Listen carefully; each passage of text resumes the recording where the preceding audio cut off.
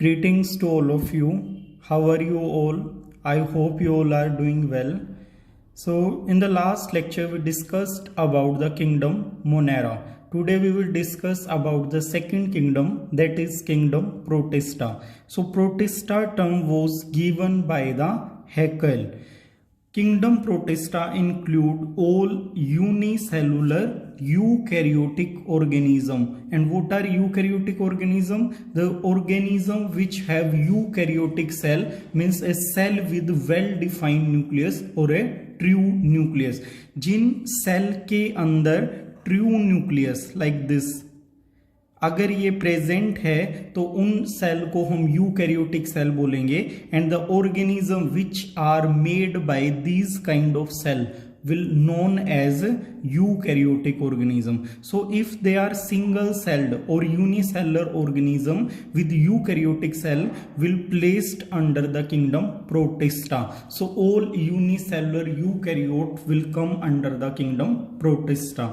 Primarily these are aquatic. Aquatic means water living organism. तो ये आपको पानी के आसपास या पानी के अंदर ही मिलेंगे क्योंकि इनका सर्वाइवल जो है वो वाटर के ऊपर डिपेंड करता है. Protista kingdom is further divided into three different classes. The first is photosynthetic protist. Photosynthetic mean the organism which can prepare their food by their own with the help of chlorophyll and sunlight. तो जो protist अपना खाना खुद बना सकते हैं, they are not depending on the other organism. They will come under the class photosynthetic protist. Second are protozoans protist. ये क्या है? प्रोटोजोन्स मेनली डिजीज कोजिंग होते हैं. तो ऐसे जो ऑर्गेनिज्म हैं या एनिमल लाइक जिनके अंदर थोड़े थोड़े फीचर्स हैं, those will come under the class protist protozoan protist. And the last are saprophytic protist, the organism which will live on the dead and decaying matter. तो जो गले सड़े मैटर के ऊपर जिंदा रहते हैं उनको हम saprophytic protist बोलेंगे. Let's discuss this one by one. So photosynthetic protist further are divided into different category, and the first is Chrysoprotist. So Chrysoprotist are generally known as golden algae. We will second is Pyrophyta. Pyrophyta is commonly known as fire algae, and the reason we will discuss in the coming lecture. So generally these are known as dinoflagellate. Chrysoprotist known as diatoms, and the Pyrophytas are commonly known as dinoflagellates. And the third photosynthetic protists are Euglenophyta. Euglenophyta are connective link between the plants and animal. They will have both character of plant as well as animal. That is why these are known as connecting link between the plants and animal. Second type of protist are protozoans. These also have further categories. First is Sarcodina. Sarcodina are amoeboidal protist. Amoeboidal protist बोलते हैं क्योंकि इनकी amoeba जैसी structure है, और इसके अंदर जो एग्जाम्पल हैं वो अमीबा और एंटा amoeba.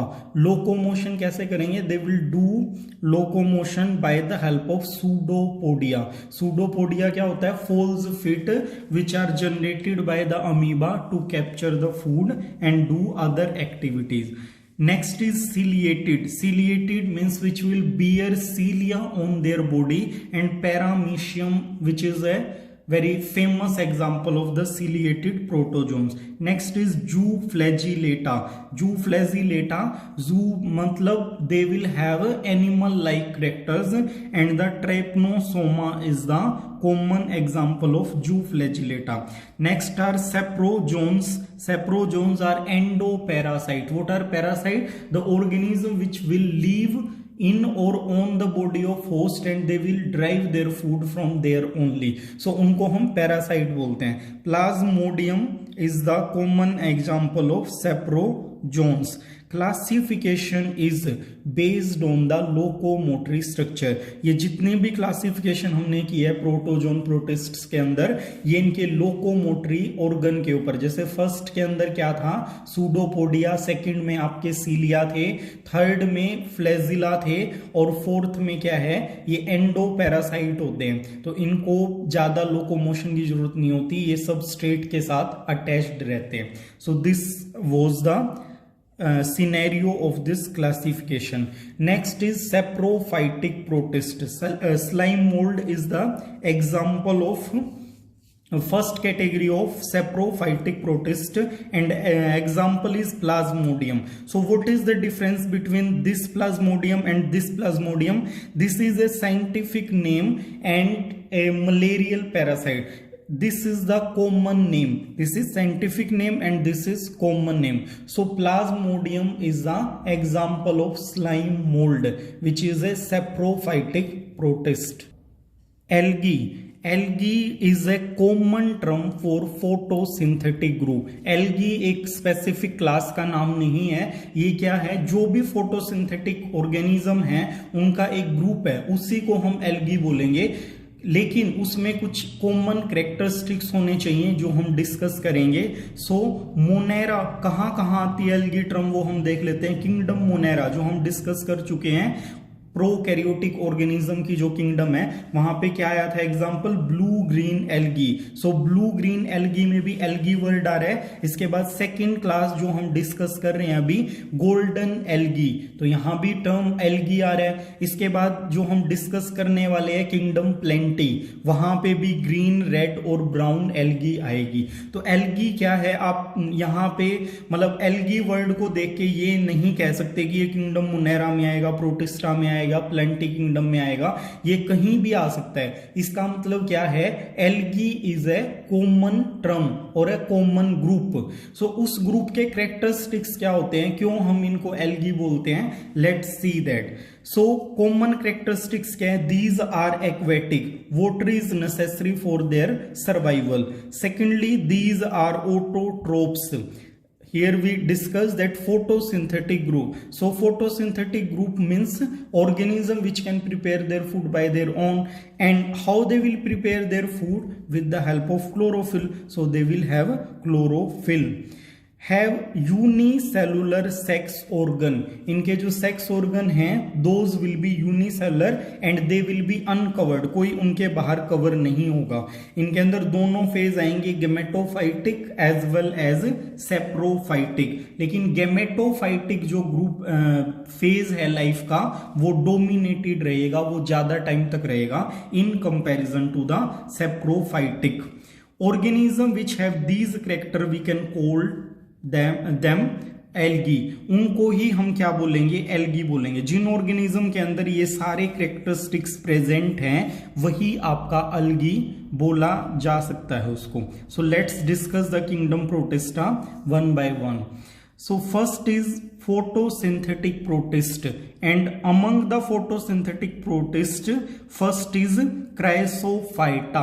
So Chrysophyta is commonly known as diatoms. So diatoms are microscopic, ये आप naked eye से इनको नहीं देख सकते हो।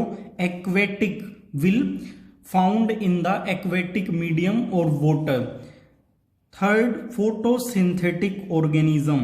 These are photosynthetic organism or they will prepare their food by their own. Most important producers, 80% of the production will be done by the photosynthetic protist. So these are the major producers of this ecosystem. Cell wall is deposited with silica. इनके जो cell wall है उसके बाहर deposition होगा silica का, जो काफी hard substance है। तो ये सेल वॉल जो है डाई एटम्स की, दैट इज इनडिस्ट्रक्टिबल, उसको तोड़ा नहीं जा सकता। सो इनकी स्ट्रक्चर कैसी होगी, दे will look like a soap box. Soap box जैसी इनकी स्ट्रक्चर होगी, इस टाइप से आपके दिखाई देंगे। तो सोप बॉक्स जैसे उसके नीचे एक बेस होता है जिसपे हम सोप को प्लेस करते हैं और ऊपर कवर होता है, उस टाइप की स्ट्रक्चर डाई एटम्स की होती है। So they will look like the soap box.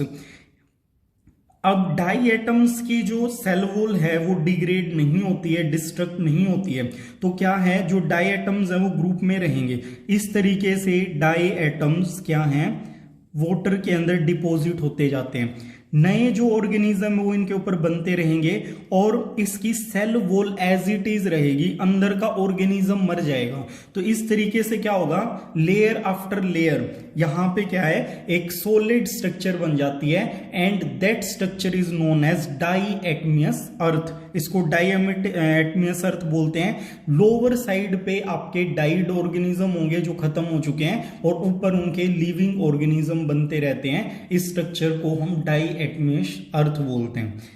No flagella, इनके अंदर कोई फ्लैजिला प्रेजेंट नहीं होता। They will float with the help of oil droplet only. Oil की प्रॉपर्टी होती है that is float on the water. So with the help of oil droplet these chrysophyta will float, otherwise they will remain on the one side. They are not having any locomotory organ like flagella. Reproduction will be of vegetative and as well as sexual type. तो दोनों mode reproduction के ये poses करेंगे. It could be vegetative as well as sexual mode. So in the next video we will discuss about the reproduction in chrysophyta. And